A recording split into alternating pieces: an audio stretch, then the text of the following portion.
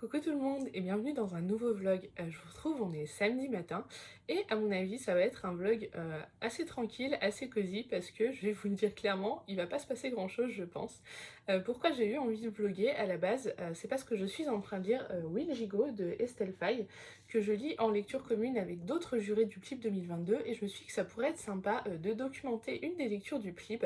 Moi j'ai déjà lu la première partie il y a 1 ou 2 jours et je suis vraiment à fond dans ma lecture. Il a vraiment fallu que je me retienne pour pas enchaîner tout le livre et attendre les autres jurés. Apparemment c'est une lecture qui est assez horrifique. Pour l'instant c'était un petit peu lent mais apparemment ça reste horrifique.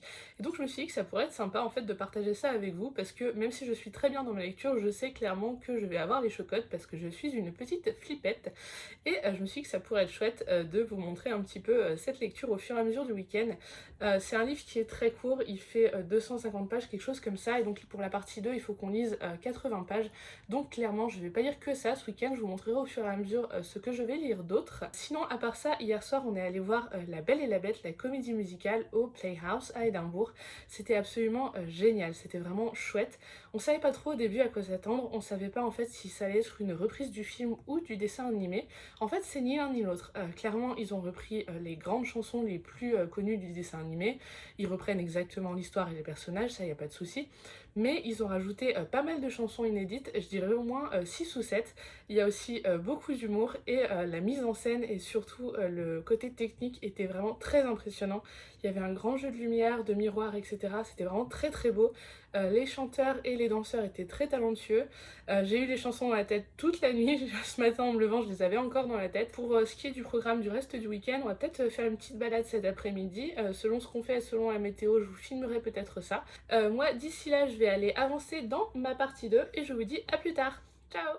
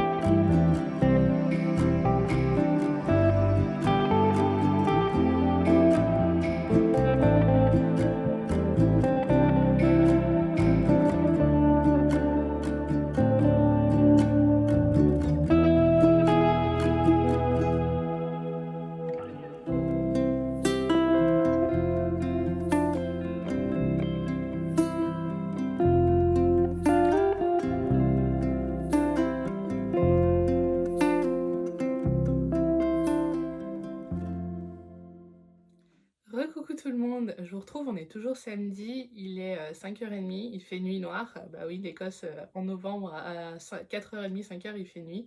Comme vous avez pu le voir tout à l'heure, on est allé se faire une petite balade, on a marché le long de Union Canal. C'était vraiment sympa. Il faisait très beau aujourd'hui, il faisait même limite un peu chaud et c'était cool de pouvoir profiter du soleil.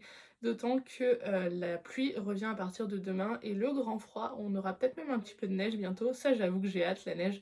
Mais en attendant, j'étais contente de pouvoir prendre un petit peu le soleil. En rentrant, je me suis fini la partie 2 de Ouijigo. Ah, c'était vraiment super et encore une fois, j'ai eu du mal à me retenir de pas enchaîner sur la partie 3. Je sais pas jusqu'à quand on s'est donné, pour lire cette partie 2. Il me semble peut-être jusqu'à demain soir, mais en tout cas, moi j'ai qu'une hâte, c'est de pouvoir finir ce livre. Je suis vraiment bien dedans, c'est très spécial à lire comme ça pour ce genre d'ambiance. Je me suis rendu compte que je vous en avais pas parlé, enfin en tout cas que je vous avais pas parlé du résumé, donc je vais le faire tout de suite.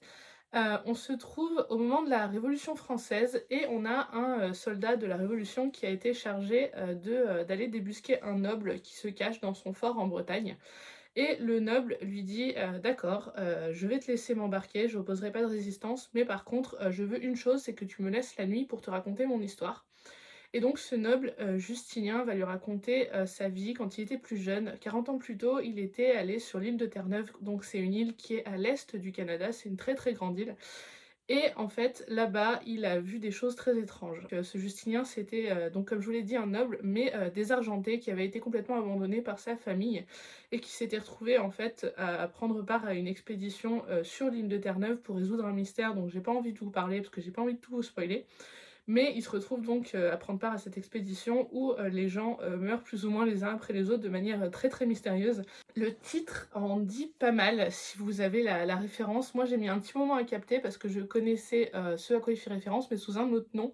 Mais au final, si vous avez la référence, peut-être que ça vous gâchera un peu la surprise, mais en attendant, l'ambiance est vraiment très très chouette.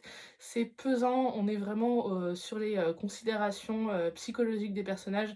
Ça fait un peu penser à la phrase «L'enfer c'est les autres», au final c'est peut-être ça le vrai danger, on sait pas encore, c'est vraiment une menace, une ombre qui pèse sur l'expédition et on sait pas d'où elle vient exactement, on ne sait pas où elle va frapper ensuite. C'est très très bien écrit, moi j'aime beaucoup la plume d'Estelle Faye de toute façon, mais je trouve que là, avec ce décor de Terre-Neuve au début du 18e, ça colle très bien, c'est une ambiance bien glauque, bien dark. Pour le milieu fin de l'automne, c'est parfait, franchement, je suis très contente d'avoir attendu qu'il fasse bien froid et bien noir pour lire ce livre, et surtout j'ai très très hâte de pouvoir le finir. Écoutez, c'en est tout pour moi pour l'instant, je vous reprendrai peut-être soit ce soir, soit demain matin, et en attendant, je vous dis à plus tard, ciao! Hey, recoucou, je vous reprends vite fait parce que je suis en train de réfléchir à ma pile à lire du Cold Winter Challenge parce que j'aimerais bien filmer ma vidéo la semaine prochaine pour qu'elle sorte une semaine à peu près avant le début du challenge. Et donc là, je suis en train de réfléchir à ma palle. Comme vous le voyez, il y a pas mal de titres qui vont être récupérés du Pumpkin Autumn Challenge parce que clairement, j'aurais pas eu le temps de tout lire. Mais voilà, là, vous avez pas mal de titres que je pense inclure, sûrement pas tous, parce qu'il y en a aussi un ou deux là au-dessus et un ou deux perdus là en bas, et surtout parce qu'il y a des titres du PLIB 2022 que je voudrais intégrer. J'attends simplement le résultat des votes pour les 25 sélectionnés pour faire ma pile à lire complète du PLIB pour cet hiver.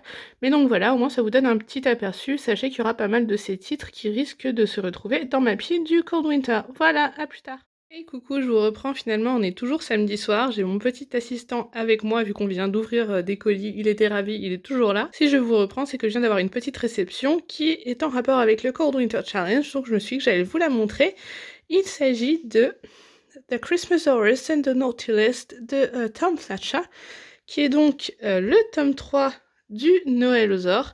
Je savais même pas qu'il sortait, j'ai vu ça il y a quelques jours, j'ai une pub qui est passée dans mon feed d'actualité et donc je me suis empressée de le commander parce que j'avais d'autres choses à commander.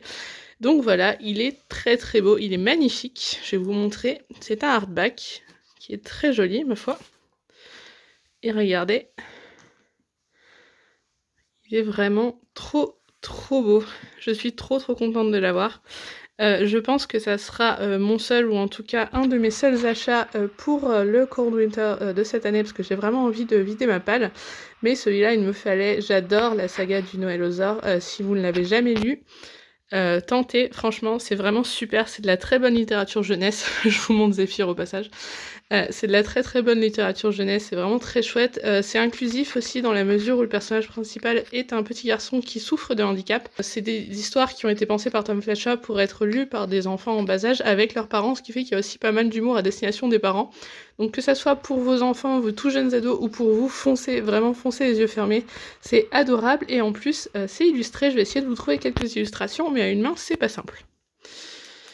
Ah bah voilà, c'est facile, du premier coup j'en ai une.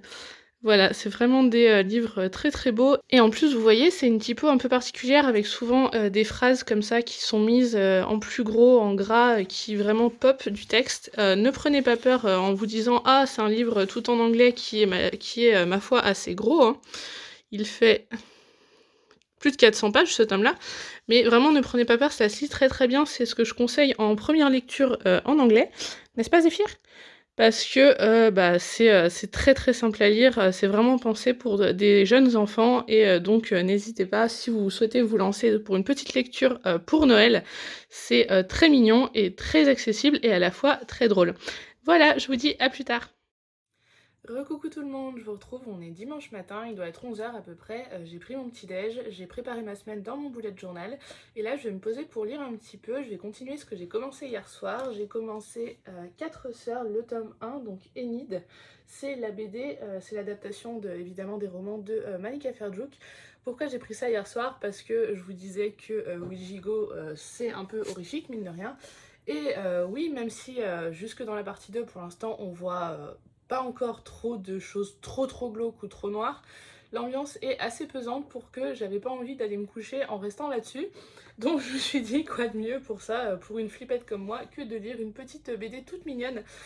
Donc c'est l'adaptation des romans, chaque tome est dédié à une des sœurs. Le titre est trompeur, hein. Il n'y a pas 4 sœurs dans la famille Verlaine, il y en a 5.